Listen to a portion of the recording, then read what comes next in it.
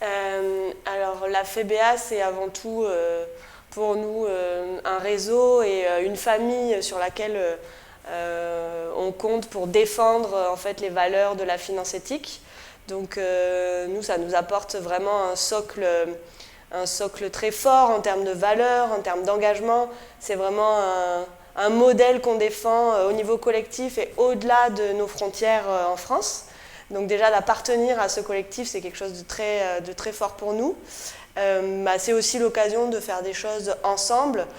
Il y a eu voilà, des collaborations entre membres, des innovations qui ont pu être apportées et qui, encore une fois, permettent d'aller plus loin dans notre expérimentation de la finance éthique. Toutes les relations avec la Commission européenne et voilà, ces discussions qu'on peut avoir à l'échelle de l'Europe, c'est aussi ça que permet la FEBA.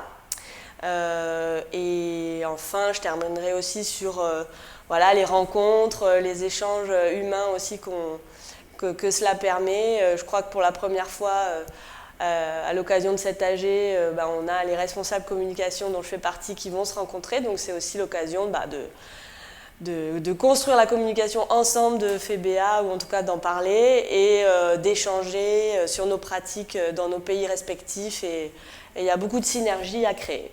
C'est important pour nous d'y associer les membres de la FEBA parce que c'est des ressources additionnelles pour monter une structure, un véhicule dans le cadre d'un partenariat public-privé avec des institutions financières internationales qui apportent évidemment des montants importants.